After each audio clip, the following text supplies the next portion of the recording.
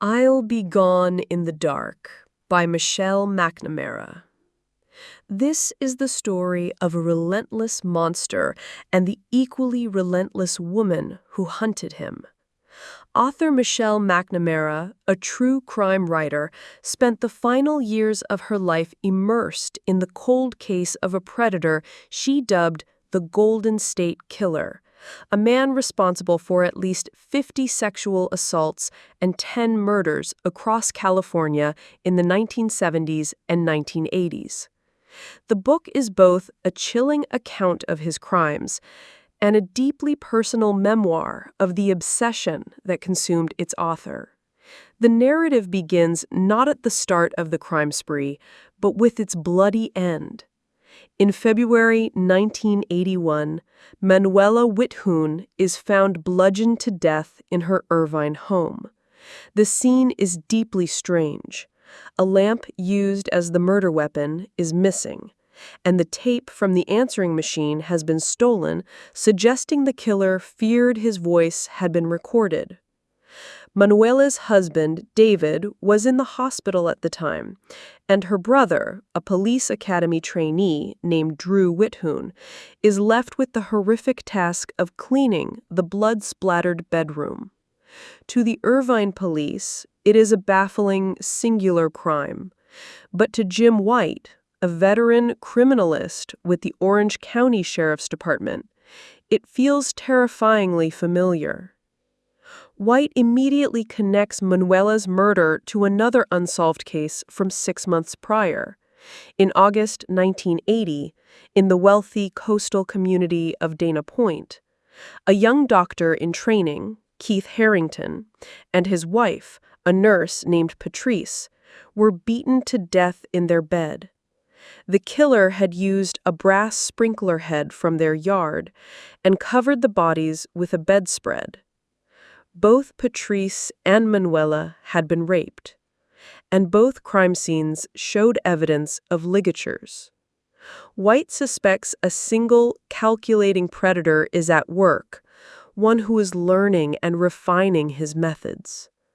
The Golden State Killer's reign of terror in Southern California included 2 other double homicides. In December 1979, Dr. Robert Offerman and his girlfriend Deborah Manning were shot and killed in their Goleta condo. And in July 1981, Sherry Domingo and her boyfriend Gregory Sanchez were bludgeoned to death while house-sitting in another Goleta home. Sherry's teenage daughter, Debbie, had run away from home just before the murder, their last conversation an explosive argument. Being gone saved her life, but the guilt would haunt her for decades. The final known murder occurred in May 1986. An 18-year-old girl named Janelle Cruz, who lived just 2 miles from Manuela Whithoon in Irvine, was found bludgeoned in her home. She was the youngest victim, killed by a pipe wrench taken from her own backyard. For years, these brutal Southern California murders were seen as the work of a phantom killer, dubbed the original Night Stalker, a series of terrifying but separate cold cases. No one knew his violence had much deeper, more sprawling roots in the northern part of the state. The story then rewinds to 1976 in Sacramento County, when the Golden State Killer began his criminal career not as a murderer, but as a serial rapist known as the East Area Rapist, or EAR. His attacks started in the modest suburban community of Rancho Cordova. His method was terrifyingly consistent. He was a white male, athletic, who wore a ski mask and burst into bedrooms in the middle of the night, often wearing no pants. He would bind his victims, whispering threats through clenched teeth, and methodically ransack their homes, stealing personal trinkets and souvenirs, engraved rings, coins, driver's licenses, while ignoring more valuable items. Detectives Richard Shelby and Carol Daly are assigned to the burgeoning case. They quickly realize they are hunting a meticulous and patient offender. The EAR conducted extensive reconnaissance, cutting phone lines, disabling porch lights, and studying family photos. He learned his victims' schedules and seemed to know the intimate layouts of their homes. As his confidence grew, so did his cruelty and brazenness. He began targeting couples, forcing the woman to tie up the man before placing dishes on the bound man's back, threatening to kill her if he heard them rattle. By May 1977, the community was in a full-blown panic. The EAR was attacking with alarming frequency and issued a public threat to kill 2 people, leading to citizen patrols and a city under siege. He was a ghost who seemed to know police procedure, always parking his vehicle outside their perimeters and evading their traps. Some investigators even began to wonder if he was one of their own. After a brutal 2-year reign of terror, including 50 sexual assaults, the East Area Rapist vanished from Northern California in 1979, leaving a community traumatized and a police force utterly baffled. The investigation uncovered a possible earlier iteration of the killer. Before the rapes began in Sacramento, the town of Visalia, about 200 miles south, was plagued by a prolific cat burglar they called the Visalia Ransacker. Active from 1974 to 1975, the Ransacker was known for his bizarre and destructive burglaries. This spree culminated in the murder of journalism professor Claude Snelling, who was shot after interrupting the Ransacker attempting to kidnap his teenage daughter.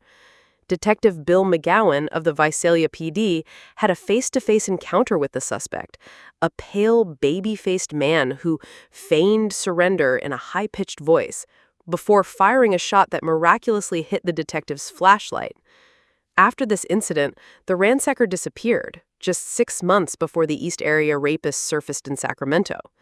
While Sacramento detectives dismissed the link due to conflicting physical descriptions, many believed it was the same man. For years, the rapes in the North and the murders in the South remained separate cases. That changed in the mid-1990s with the advent of DNA technology. In Orange County, criminalist Mary Hong and investigator Larry Poole began re-examining cold cases. In 1996, DNA evidence conclusively linked the murders of Patrice Harrington, Manuela Whithun, and Janelle Cruz.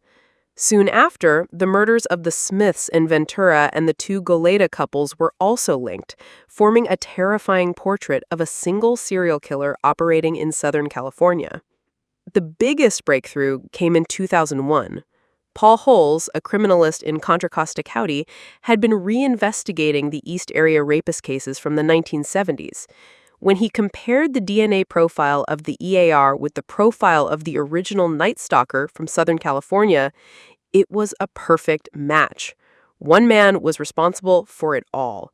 The revelation was staggering, unifying a decade of terror into one sprawling statewide manhunt for the Golden State Killer. The news was followed by a chilling phone call to one of the original Sacramento victims. A man whispered, "Remember when we played?" The second half of the book chronicles this modern hunt driven by a new generation of investigators armed with technology and a passionate civilian, Michelle McNamara, who dedicates herself to the puzzle. McNamara's personal story is woven throughout. Her fascination with unsolved crimes began at age 14, when a young woman was murdered in her quiet Chicago suburb of Oak Park. That formative event shaped her life, turning her from a curious teenager into a writer who spent her nights sifting through digital archives and police files from her daughter's playroom. McNamara became a key figure in the investigation, not just documenting it, but actively participating. She forged alliances with detectives like Paul Holes and Larry Poole and connected with a fervent online community of amateur sleuths. One of the most promising leads they pursued was a series of papers found near a Danville crime scene in 1978.